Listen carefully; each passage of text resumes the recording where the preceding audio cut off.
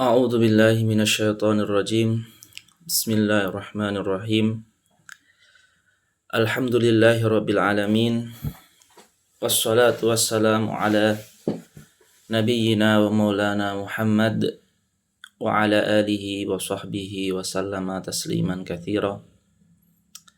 Hadirin wal hadirat al-muslimin wal muslimat yang kami hormati. Pada sore hari ini bertepatan dengan hari Jumat sore, insyaallah kita akan bersama-sama membaca, mentadaburi hikmah ulama yang di dalamnya ada Al-Qur'annya, ada Al-Haditsnya. Hikmah nomor 2 dari Al-Hikam Al-Haddadiyah allati alafaha Syekh Abdullah bin Alawi Al-Haddad. Kemarin hikmah yang pertama, al-khalqu ma'al haqqi la yakhlu ahadun minhum min an yakuna fi ihdad dairatain dairatir rahmah wa dairatil hikmah. Faman kana al-yawma fi dairatir rahmah kana ghadan fi dairatil fadl. وَمَنْ كَانَ الْيَوْمَ فِي دَائِرَةِ الْحِكْمَةِ كَانَ غَدًا فِي دَائِرَةِ الْعَدْلِ. Itu bunyi hikmah yang pertama. Ikhwan akhwat al-muslimin wal muslimat sekalian, sekarang kita masuk di hikmah yang nomor 2. Qala radhiyallahu anhu wa rahimahullahu ta'ala, ma taraka minal kamali syai'an man aqama nafsahu min rabbihi maqama abdihi min nafsihi. Ma taraka minal kamali syai'an, man tidak akan meninggalkan kesempurnaan sedikit pun, man siapa, yaitu orang yang aqama nafsahu memperlakukan dirinya min rabbihi kepada Allah, maqama abdihi sebagaimana dia ingin diperlakukan, muqama sebagaimana dia ingin diperlakukan, abdihi oleh budaknya atau pembantunya, min nafsihi atas dirinya. Makna umum dari hikmah ini sebelum kita baca syarahnya, dan PDF-nya sudah kami share di grup ataupun di Telegram. Orang yang melihat, orang yang ingin, orang yang orang yang memposisikan dirinya kepada Allah sebagaimana dia ingin diperlakukan oleh budak ataupun pembantunya, dia tidak akan sedikit pun meninggalkan kewajiban, meninggalkan kebaikan yang dia bisa persembahkan kepada Tuhannya. Kalau di sini ada yang ustadz, di sini ada yang bos, di sini ada yang pimpinan perusahaan, di sini ada yang direktur, di sini ada yang kepala sekolah. Kita, kalian, atau semua yang kita sebut tadi pasti ingin diperlakukan dengan maksimal, diperlakukan dengan sepenuhnya oleh pembantunya, oleh bawahannya, oleh karyawannya, oleh santrinya, oleh muridnya. Pasti seandainya itu yang kita hadirkan di dalam diri kita, dalam rangka kita mengabdikan diri kita kepada Allah, maka kita tidak akan meninggalkan semaksimal mungkin kebaikan yang bisa kita persembahkan kepada Allah. Kita nggak akan meninggalkan sedikit pun kebaikan tersebut. Jikalau kita melihat diri kita itu sebagai budak kepada Allah, sebagaimana kita ingin diperlakukan oleh yang di bawah kita kepada kita. Kalau yang suami mungkin istri kepadanya, anak kepadanya. Kalau yang bos, karyawannya kepadanya, pembantunya kepadanya. zaman dulu budaknya kepada tuannya.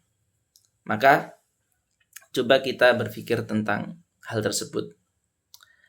Kita baca syarahnya pelan-pelan.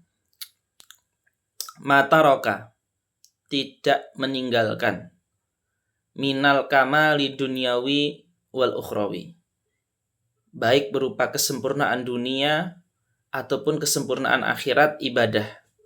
Kesempurnaan dunia, pekerjaan kebaikan tentang dunia.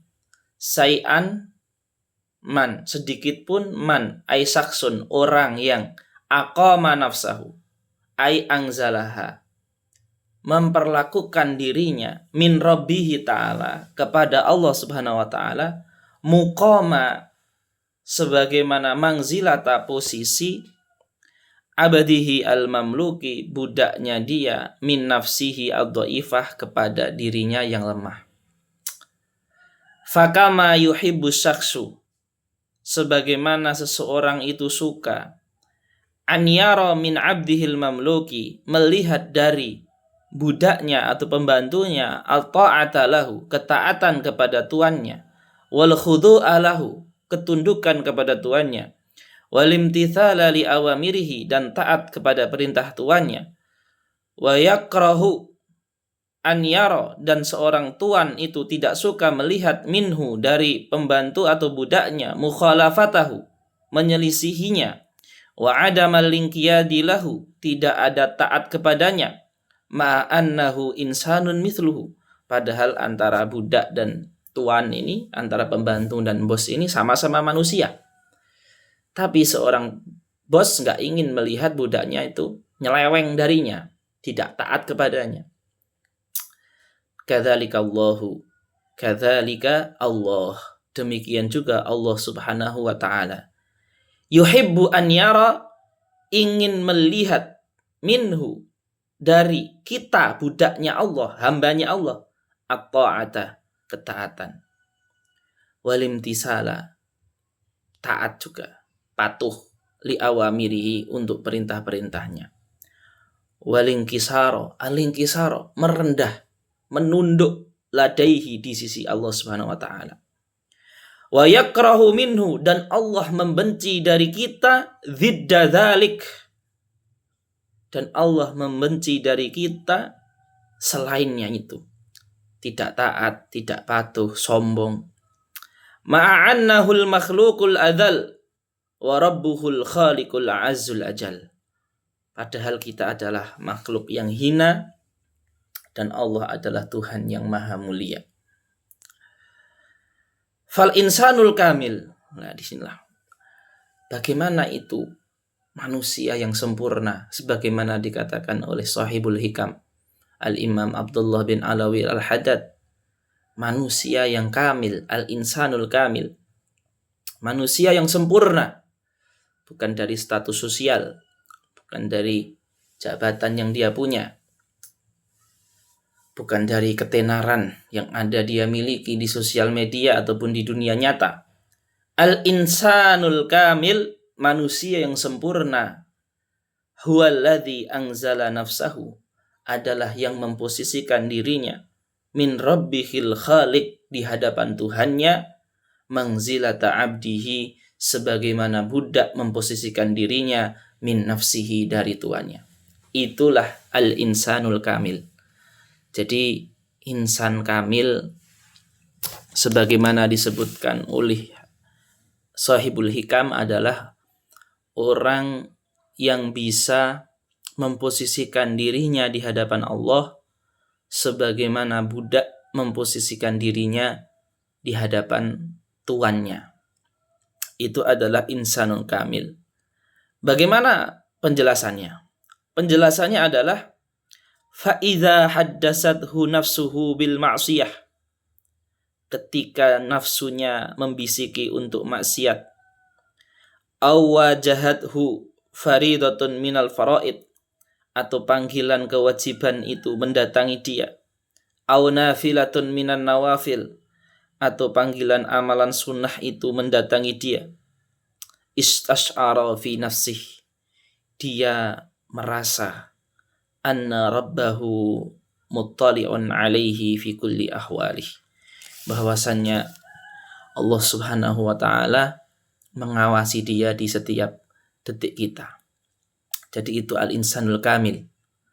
Al-insanul kamil selalu merasa diawasi Allah setiap ada bisikan maksiat, setiap ada panggilan kewajiban, setiap ada panggilan amalan sunnah, setiap ada panggilan amal khair, selalu merasa bahwasanya Allah muttali'un alaih.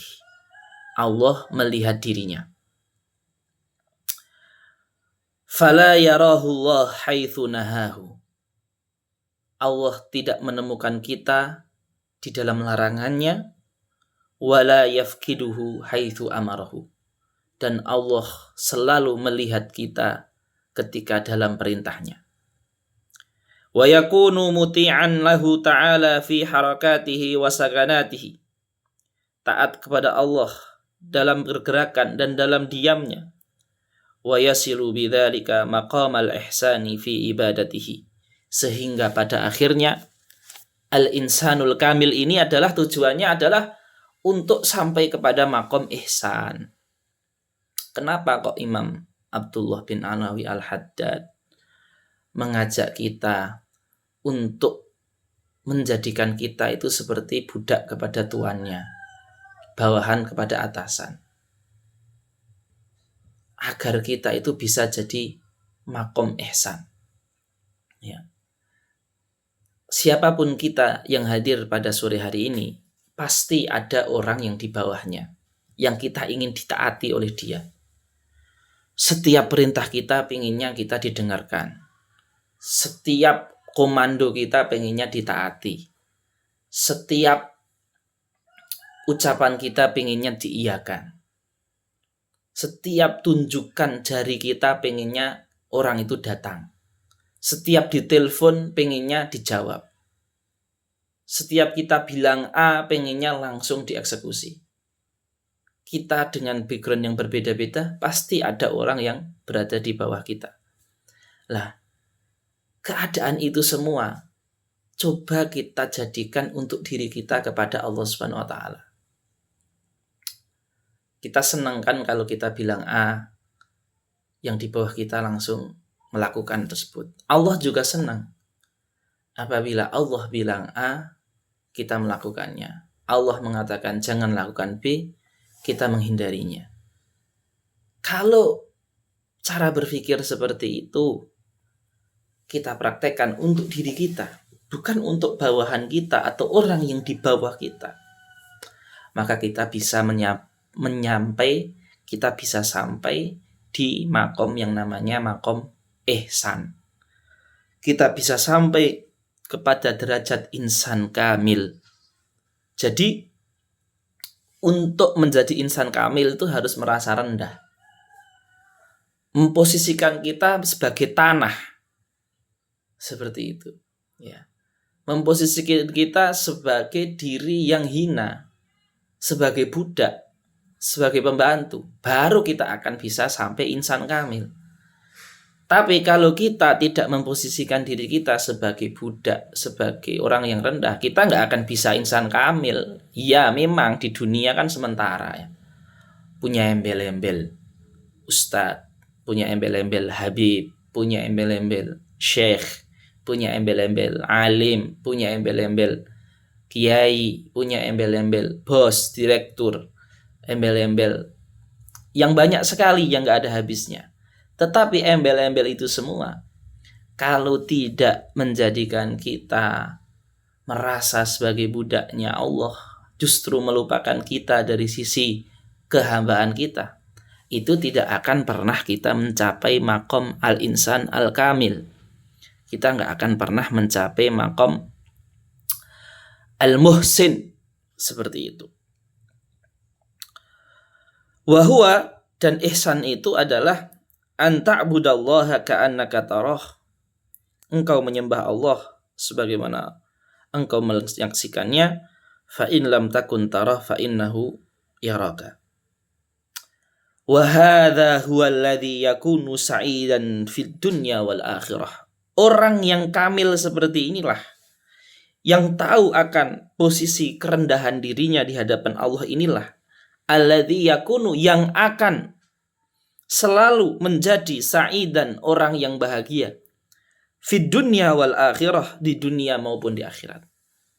Orang yang selalu mengetahui asal usulnya, orang yang selalu memposisikan rendah di hadapan Allah, walaupun dia tinggi di dunia, walaupun dia makomnya di dunia itu banyak orang di bawah dia, tapi dia yang selalu menghadirkan kerendahan hati di hadapan Allah, selalu sadar akan hakikat dirinya, dia akan selalu di hidupnya sa'idan, berbahagia, fid dunya wal akhirah. Mahfufan, dia akan selalu diselimuti, dijaga, bi'inayatihi ta'ala, oleh awasan Allah Subhanahu wa taala. Dia akan selalu dijaga oleh Allah Subhanahu wa taala. Fi umurihi ad-dunyawiyah wal ukhrawiyah. Dia di urusan akhirat maupun dunia. Muta'an fi qawlihi wa fi'lihi. Dia akan ditaati oleh manusia yang lain. Perkataannya dan perbuatannya itu akan jadi mandi, akan jadi manjur, akan mujarab. Allah akan memberikan kepadanya yang namanya wibawa. Karena dia merendah di hadapan Allah, maka Allah akan jadikan orang itu rendah di hadapan dia, walaupun dia tidak merasa merendahkan orang lain, tapi orang lain yang secara otomatis akan menghormati dia. Fa inna man ata Allah, sesungguhnya yang taat kepada Allah, ata'ahu kullu syai', sesuatu akan mentaati dia. Wa man khafa Allah, yang takut kepada Allah, khafahu kullu syai', segala sesuatu akan takut kepada dia. Wa man lam yakhafillah, tapi kalau kita tidak takut kepada Allah, khafa min kulli syai', kita akan takut terhadap apapun. Man ata Allah ata'ahu kullu syai', wa man khafa Allah khafahu kullu syai', wa man lam yakhafillah khafa min kulli syai'. Yang taat kepada Allah akan ditaati, yang takut kepada Allah akan ditakuti, yang tidak takut kepada Allah akan takut terhadap apa saja. Orang yang tidak menjaga batasan-batasan Allah, dia akan diliputi dengan kegelisahan, dia akan diliputi dengan keresahan, dia akan diliputi dengan ketidakpastian. Karena untuk Allah saja dia tidak menjaga batasan-batasannya. Bagaimana kita ingin Allah menjaga batasan kita, wong kita saja tidak menjaga batasan kita kepada Allah. Fal yubadiri syakhsul mutajjihu ilal kamalid dunyawi wal ukhrawi ila fi'li ma yujibu qurbatahu ta'ala wa mahabbatah. Wahai manusia yang mencari kesempurnaan dunia dan akhirat, bergegaslah untuk melakukan ma yujibu, yang menyebabkan qurbatahu ta'ala, dekat kepada Allah, wa mahabbatahu, dan cinta Allah Subhanahu wa taala, wal yajtanib amma yuskhituhu wa yubghiduhu, dan hindarilah yang menyebabkan Allah murka dan Allah benci kepada kita. Rumusnya sudah diucapkan oleh Rasulullah sallallahu alaihi wasallam. Inna Allah ta'ala qala fil hadisil qudsi, ma taqarraba ilayya 'abdi bi syai'in ahabba ilayya mimma aftaradtuhu alaih, wa la yazalu 'abdi yataqarrabu ilayya bin nawafili hatta uhibbah, fa idza ahbabtu kuntu sam'ahu alladhi yasma'u bihi, wa basarahu alladhi yubsiru bihi, wa yadahu allati yabtishu biha, wa rijlahu allati yamshi biha, wa la in sa'alani la'utiyannah, wa la in ista'adani la'u'idhannah. Rawahul Imamul Bukhari an Sayyidina Abi Hurairah.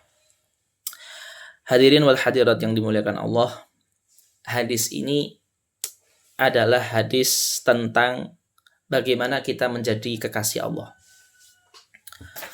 Jadi wali Allah. Tidak mungkin orang itu menjadi kekasih sebelum dia dekat. Jadi urut-urutannya itu dia harus dekat dulu. Kalau dia sudah berhasil dekat dan dia sudah berhasil menunjukkan etos kerjanya, kesetiaannya, terus tidak mengkhianati. Ketika dia dekat, dia baru nanti akan dicintai, menjadi kekasih. Setelah dia menjadi kekasih, barulah nanti sang kekasih ini tentu akan mendapat privilege oleh yang dikasihinya. Akan diberikan sesuatu, dihadiahi sesuatu, akan dikabulkan permintaannya, dijaga, dikasih penjaga, pawang, bodyguard, karena dia sudah dicintai. Karena seorang kekasih terhadap kekasihnya itu dia rela memberikan apa saja. Tapi itu harus sudah mencapai level kekasih. Kalau levelnya masih dekat saja belum, apalagi dekat saja belum, bagaimana mau dikasihi. Maka di dalam hadis sahih Imam Bukhari ini, dan hadis ini adalah hadis yang dijadikan landasan utama Imam Ghazali dalam menulis kitab Bidayatul Hidayah, itu ya hadis ini. Bahwasanya makom pertama untuk menjadi wali Allah Subhanahu wa taala itu harus bisa mendekat kepada Allah dengan cara mimmaftaratuhu alaih, melakukan kewajiban dan menghindari yang haram. Setelah kita bisa menjaga yang wajib-wajib dan menghindari yang haram-haram, setelah itu baru kita berusaha mencari cinta Allah dengan memperbanyak amalan-amalan yang nawafil, yang sunnah-sunnah.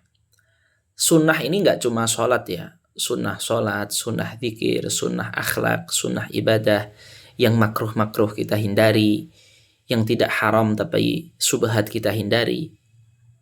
Sehingga kalau kita sudah melazimi yang wajib, meninggalkan yang haram, melazimi yang sunnah, meninggalkan yang makruh, maka Allah akan menjaga pendengaran kita, menjaga mata kita, menjaga tangan dan kaki kita.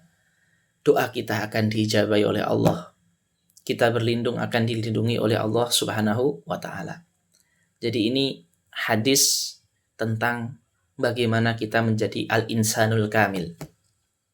Jadi ini hadis agar kita menjadi al-insanul kamil. Kemudian Asy-Syaikh Asy-Syarikh Syekhuna Ahmad Ghazali Muhammad Fathullah, pensyarah Hikam Haddadiyah, menukil sebuah kisah. Kita akan sebutkan kisah ini. Hukiya anna Isam bin Yusuf ata majlisa Hatiminil Asammi. Syekh Isam bin Yusuf itu pada suatu hari beliau mendatangi majlis Al-Imam Az-Zahid Al-Abid Hatim Al-Asam. Syekh Isam ini pengen arada al-i'tirada alaih, ingin mengetes, menguji Syekh Hatim Al-Asam. Mengujinya dengan apa? Mengujinya dengan pertanyaan tentang sholat. Karena orang kalau sholatnya bagus, itu bisa ketahuan yang lain. Tapi kalau sholatnya cuma sholat yang ada di fikih, cuma memperhatikan rukuk, sujud, dan wudhu saja, tanpa memperhatikan khusyuk, ya berarti ilmu dia hanya sampai situ saja. Jadi kalau sholatnya yang penting takbir dan salam atau wudhu, ya berarti makom dia dengan sholat dia hanya ilmu khasyah dia, makom dia di sisi Allah ya hanya sampai situ saja. Kalau sholat dia hanya yang penting luarannya saja. Makanya Isam bin Yusuf, Syekh Isam bin Yusuf ini ingin tahu Syekh Hatim Al-Asam, Imam Hatim Al-Asam ini sebenarnya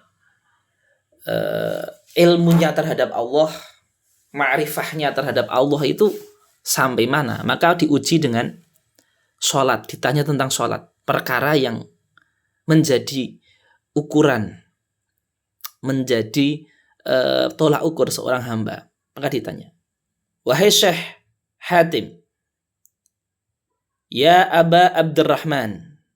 Kunyahnya Syekh Hatim Al-Asam itu Abu Abdurrahman. Ya Aba Abdurrahman, wahai Syekh Hatim Al-Asam, kaifa tusalli? bagaimana kamu sholat itu bagaimana? Ya, dia akan tahu tuh kalau jawabannya adalah ya saya wudhu dulu, kemudian takbiratul ihram, kemudian salam. Ya, itu berarti sholatnya ya sekedar itu aja. Kaifa tusalli? Kemudian fahawwala hatimun wajhahu ila isomin wa qala lahu. Kemudian Syekh Hatim ini ketika dengar pertanyaan itu langsung menghadapkan wajahnya ke Syekh Isom bin Yusuf, kemudian berkata, idza jaa waktu sholah, kalau adzan sholat itu hadir, kumtu, saya bersiap-siap, fa'atawadda'u wudu'an dhahiran wa wudu'an batinan. Saya wudhu untuk anggota badan saya dan saya wudhu untuk hati saya. Wah, ini dari jawabannya saja sudah berbeda ini, sudah anti mainstream. Tidak mainstream tapi anti mainstream. Kalau datang waktu sholat, saya wudhu dengan wudhu zahir dan wudhu batin. Wudhu batin itu artinya apa, Pak? Tobat. Jadi selalu memperbarui tobat setiap kali datang waktu sholat. Jadi minimal sehari itu tobat 5 kali. Bagaimana cara tobatnya? Beliau mengatakan, faqala Isom. Ya, terus berkata Syekh Isom, kaifal wudu'ul batin? Kalau wudhu biasa mah saya tahu, anak kecil aja tahu kalau wudhu biasa.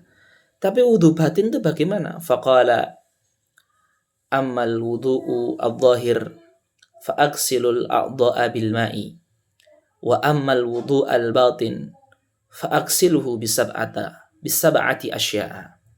Kalau wudhu dhahir kan dengan air.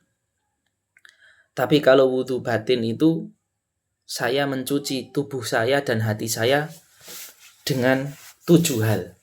Nah ini silahkan ditulis dengan taubat, dengan menyesal, dengan tarki hubbid dunya, meninggalkan cinta dunia, wa thana'il khalqi, meninggalkan pujian, wa riyasati, meninggalkan cinta jabatan, wal ghilli, meninggalkan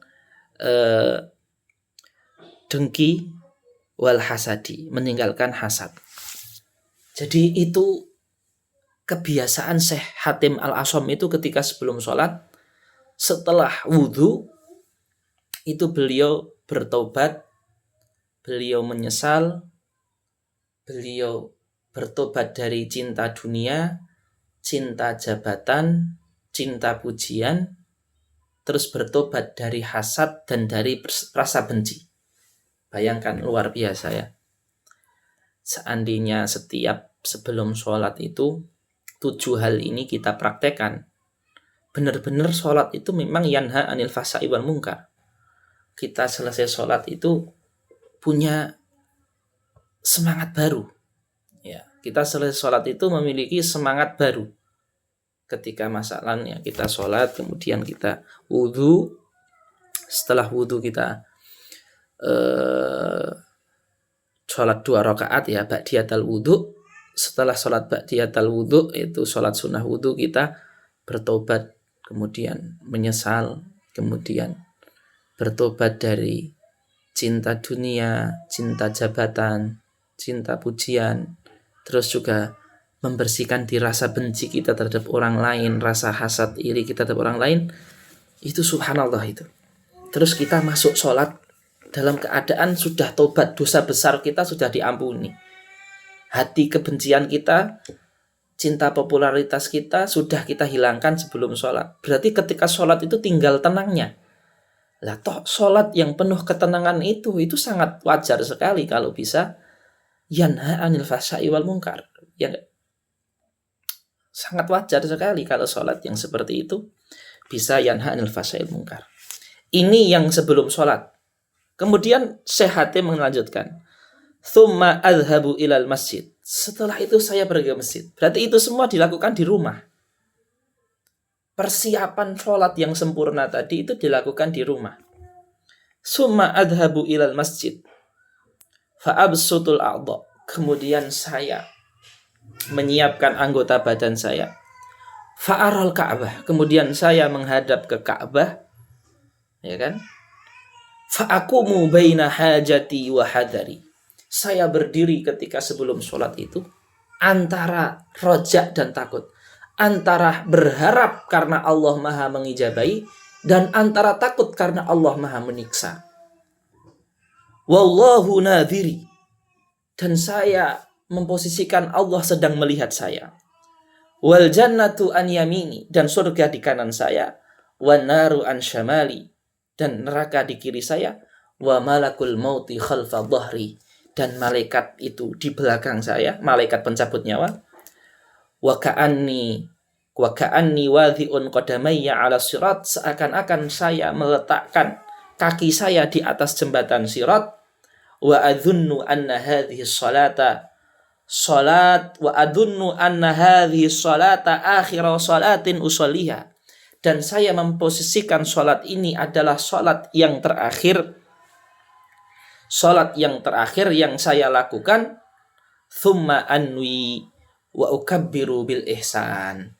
Kemudian saya niat dan saya takbir dengan penuh khusyuk. Wa aqra'u bit tafakkur. Dan saya membaca surat dengan penuh tadabbur. Wa arka'u bit tawadhu. Saya rukuk dengan tawadhu.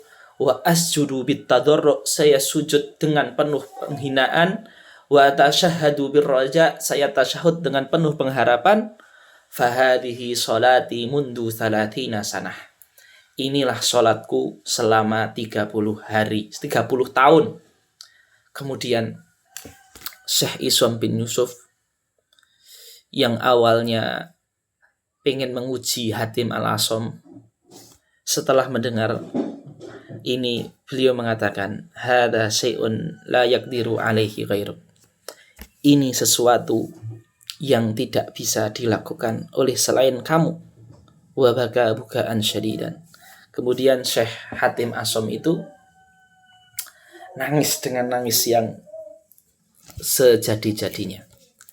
Hadirin wal hadirat yang dimuliakan Allah Subhanahu wa taala.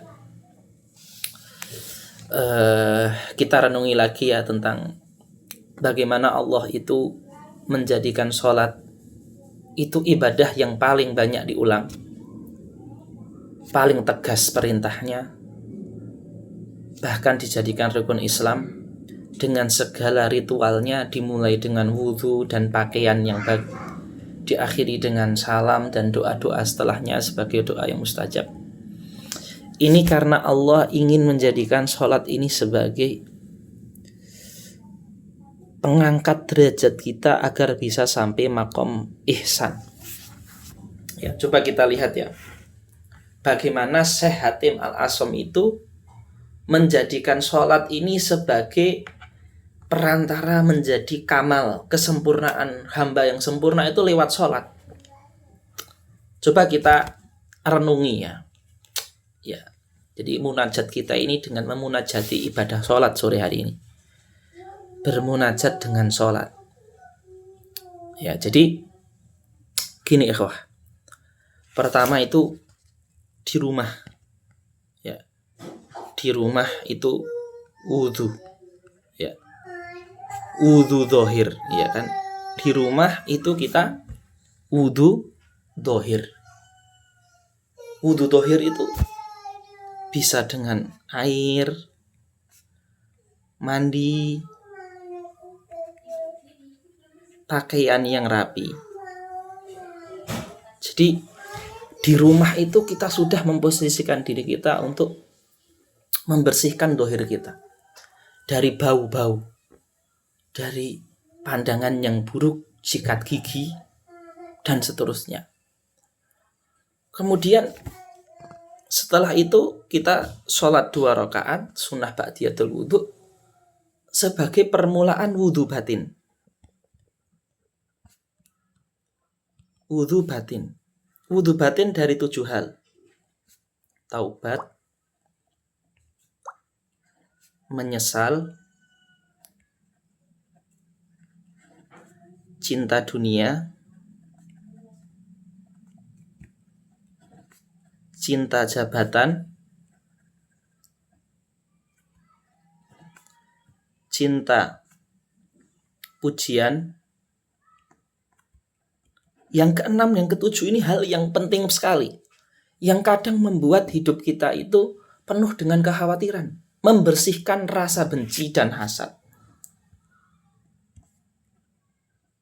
kepada siapapun, termasuk kepada keluarga kita, teman kita, partner kerja kita. Jadi sebelum sholat itu badan kita tuh bersih, hati kita bersih. Luar biasa, Allahu Akbar. Jadi wudhu dohir dan wudhu batin itu kita selesaikan di mana? Di dalam rumah kita. Kita selesaikan di dalam rumah kita. Kemudian kita berjalan menuju masjid. Kita berjalan menuju masjid. Ketika sudah sampai masjid, kita menenangkan anggota badan. Ya. Setelah sampai masjid, apa yang kita lakukan pas sudah sampai masjid? Menenangkan anggota badan. Menenangkan anggota badan. Setelah kita menuju masjid, kita menenangkan anggota badan. Kemudian setelah anggota badan kita tenang, berarti anggota badan tenang itu kalau kita bawa ke konteks zaman sekarang, kita sudah nggak bawa HP lagi, kita sudah nggak ngobrol lagi di masjid, kita nggak tolah-toleh lagi. Setelah kita menenangkan anggota badan, kita menghadap kiblat. Menghadap kiblat. Setelah kita menenangkan anggota badan, kita menghadap kiblat dengan hati harap karena Allah Maha Pengasih, dan dengan hati takut juga karena Allah Maha Siksa.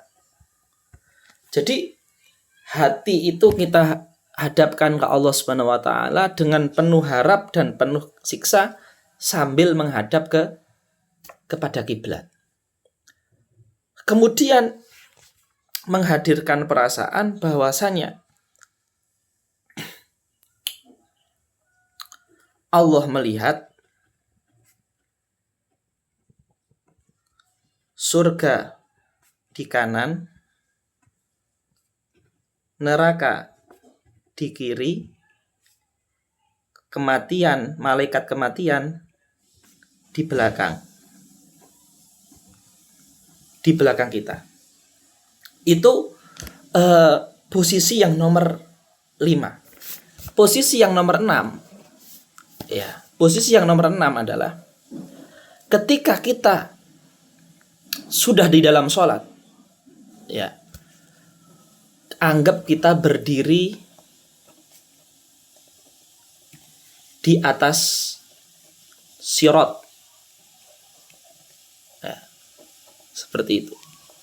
Yang ketujuh, ya, setelah berdiri di atas sirat, anggap ini sholat terakhir. Anggap ini sholat terakhir. Yang kedelapan, ya, ketika kita berzikir, ya, bacaan sholat itu tafakur. Tafakur. Bacaan sholat itu dengan tafakur. Kemudian ketika rukuk itu dengan merendah, tawadhu.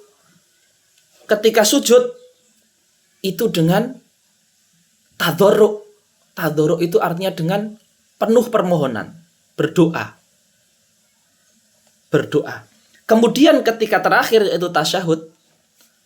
Tasyahud itu penuh dengan rojak pengharapan. Ya Allah, kabulkanlah semua permintaan kami, ya Allah. Jadi pas tasyahud itu penuh dengan pengharapan. Jadi ikhwah yang dimuliakan Allah, kalau sholat kita seperti ini, insya Allah Allah akan menuntun kita dengan inayah dan taufiknya untuk sampai makom ihsan. Ya. Jadi kalau sholat seperti ini ya wajar sekali kalau innallaha tanha anil fahsya'i wal munkar. Inna sholata tanha anil fahsya'i wal munkar, itu wajar sekali kalau sholatnya dengan cara seperti ini. Ya, saya akan ulangi ya dengan cepat bagi yang belum sempat menulis. Pertama, sholatnya dengan wudhu dohir. Kedua, sholatnya dengan wudhu batin, yaitu taubat, menyesal dari mengurangi dari taubat cinta dunia, cinta jabatan, cinta pujian, menghilangkan benci dan hasad. Ketiga, menenangkan anggota badan. Keempat, menghadap kiblat dengan penuh rasa harap dan rasa takut. Kelima, hadirkanlah Allah melihat, surga di tangan kanan, neraka di kiri, malaikat kematian di belakang. Keempat, ya, itu kelima ya. Keenam, ya, anggap kita sedang berdiri di atas sirat. Ketujuh, anggap ini adalah sholat yang terakhir. Kedelapan, setiap bacaan sholat, baik Al-Quran ataupun dzikir, baca dengan tafakur, rukuk dengan merendah, sujud dengan penuh doa, dan tasyahud dengan penuh harapan. 11 langkah bagaimana as-sholatu tanha anil fahsya'i wal munkar. 11 langkah bagaimana sholat itu tanha anil fahsya'i wal munkar. Ini kita renungi dan kita resapi dari Syekh Hatim Al-Asam Al-Imam Zahid yang dinukil oleh Syekhuna Ahmad Ghazali Fathullah dalam buku beliau Syarhul Hikam Al-Haddadiyah. Ikhwah yang dimuliakan Allah Subhanahu wa taala, sebelum majlis ini kita tutup, mari kita berdoa untuk kedua orang tua kita. Kita berdoa untuk keluarga kita, suami, istri, anak, dzurriyyah kita. Kita berdoa untuk para guru-guru kita, masyayikh kita, muallim-muallim kita, mudaris-mudaris kita, tempat kita mengabdi, tempat kita berdakwah, tempat kita berjuang, yayasan, sekolah, madrasah, pondok-pondok kita. Kita berdoa juga untuk seluruh orang yang telah berjasa dalam hidup kita, membantu pendidikan kita, membantu nafkah kita, membantu kesehatan kita. Kita berdoa juga untuk saudara kita mustad'afin, mujahidin, murabitin yang ada di Palestina, yang mana kafir, Yahudi, Zionis, Israel sudah sampai ke puncak kedzaliman mereka, di mana mereka memutuskan untuk menjajah Gaza secara sepenuhnya. Kita doakan mereka semuanya ya Allah, dan seluruh kaum muslimin di dunia ya Allah, di Indonesia dan di seluruh negara bumi Allah ini ya Allah. Semoga Allah Subhanahu wa taala memberikan mereka dan kita semuanya kesehatan zahir dan batin, keselamatan fid dini wa dunya wal akhirah, memberikan istiqomahan fil qawli wal fi'li wal i'tiqad, dan yang paling penting semoga Allah memberikan kita dan seluruh kaum muslimin di dunia istiqomah, husnul khatimah, bi ghairi aqab iqabin wala hisabin wala adab. Allahumma inna hadhil quluba qad istama'at ala ta'atik wal taqat ala mahabbatik wa tawahadat ala da'watik wa ta'ahadat ala nusrati syariatik. Allahumma wathiq rabitataha wa adim muddaha wasrah suduraha binurika alladhi la yahbu wa mla'ha bil imani ilaika wa jamili tawakkuli alaika wa ahiha bi ma'rifatika wa amitha ala sahadati fi sabilika innaka ni'mal maula ni'man nasir. Allahumma ansur ibadakal mustad'afin al mujahidina fi masyarikal ardi wa magharibiha. Allahumma li'a'daika ya Allah syattid samlahum wa mazid jam'ahum wa zalzil aqdamahum wa alqi fi qulubihim ru'ba innahum la yajunaka abadal abidin wa dahrad dahirin. Allahumma ishfi mardana, Allahumma ishfi mardana wa mardal muslimin. Allahumma qdi hawaijana wa hawaijil muslimin. Allahumma rzuqna taqwa wal ihsan wal birra fi kulli umur ya Allah ya rabbal alamin.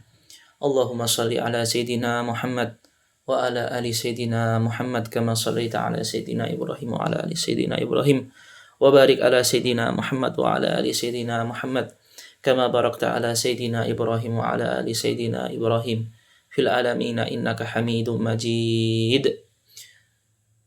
A'udzu billahi minasyaitonir rajim. Bismillahirrahmanirrahim. Alhamdulillahirabbil alamin. Arrahmanir rahim. Maliki yaumiddin. Iyyaka na'budu wa iyyaka nasta'in. Ihdinas siratal mustaqim. Shiratal ladzina an'amta 'alaihim ghairil maghdubi 'alaihim waladdallin. Amin.